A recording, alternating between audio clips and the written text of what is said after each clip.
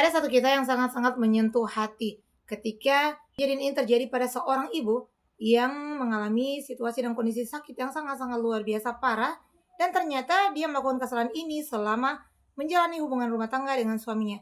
Apakah yang dia lakukan? Mari kita simak video aku sampai selesai. Assalamualaikum warahmatullahi wabarakatuh. Buka pintu hati untuk Allah. Teman-teman sekalian, aku pernah menonton sebuah channel yang berisi tentang seseorang perempuan yang mendapati penyakit yang sangat-sangat luar biasa parah. Ternyata dia telah melakukan satu kesalahan di masa lalunya selama menjalani rumah tangga bersama suaminya. Apakah yang dia lakukan?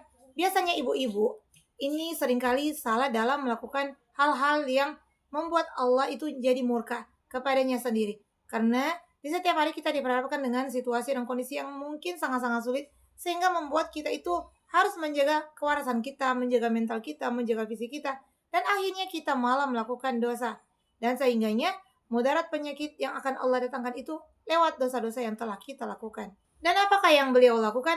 Yaitu di setiap menjalani rumah tangga bersama suaminya, beliau itu sering membentak suaminya, mencaci maki suaminya, mengusir suaminya pergi dari rumah, bahkan melakukan hal-hal yang sangat memalukan suaminya di depan orang banyak. Sehingganya dia tidak memahami, ternyata ada efek samping dari perbuatannya tersebut.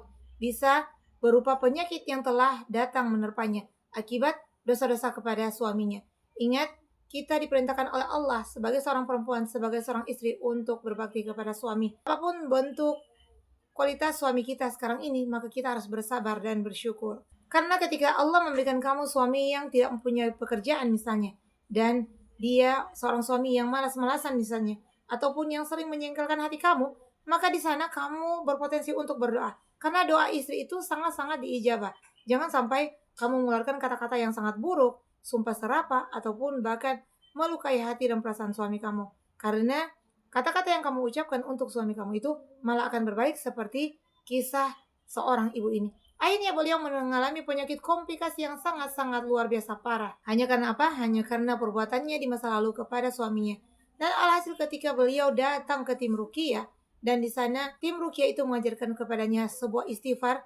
Dia duduk sendirian dan dia mulai beristighfar, dan di sana dia terbayang akan perbuatan dan kesalahan-kesalahan kepada suaminya di masa lalu. Dan apa yang terjadi? Setelah dia mulai melakukan sholat tobat, mandi tobat, dan dia memperbanyak istighfar dan memohon ampun kepada Allah atas dosa-dosa dan perbuatannya kepada suaminya, maka di sanalah pintu-pintu kebaikan penyakit itu Allah datangkan. Sehingganya penyakitnya itu diangkat oleh Allah dengan cara-cara yang mudah dan membahagiakan. Semoga kisahku ini bisa menginspirasi kita semua ibu-ibu dan istri-istri di mana saja berada.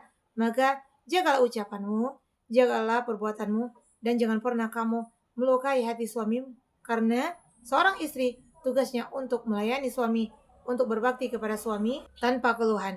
Ketika kamu sudah tidak mampu di posisi ini dan kamu tidak mau lagi bertahan, maka kamu boleh menggugat cerai atau melaporkan dia ke pengadilan agama.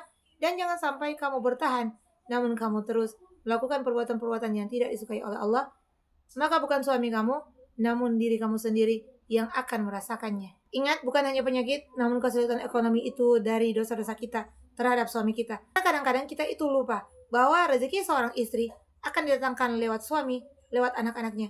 Dan ketika rezeki kamu macet, maka cobalah kamu berdoa, ya Allah, jika rezeki aku itu terletak kepada suamiku, maka bukakanlah pintu-pintu kebaikannya yang terkunci, dan mudahkanlah dia dalam setiap urusan, lembutkan hati, dan berikan dia kemudahan-kemudahan. Jangan kamu berdoa dengan doa-doa yang sangat-sangat tidak disukai oleh Allah, malah doa itu tidak akan mengenai suamimu, maka akan mengenai kamu. Kamu akan mengalami kesulitan demi kesulitan, penyakit yang sangat berat, bahkan kamu akan menderita komplikasi seperti yang ada di dalam kisahku ini. Semoga kamu bisa mengambil ilmu dan pelajaran yang berharga dalam kisahku ini. Dan sebaik-baiknya manusia yang sering bersalawat kepada baginda Rasulullah, Allahumma shalli ala sayyidina Muhammad wa ala ali sayyidina Muhammad. Punya orang tua mengeluh, setelah mereka tiada, barulah menyesal. Daripada setiap hari kamu mengeluh, mending kamu perbanyak sholawatan agar di akhir tak menyesal. Wassalamualaikum.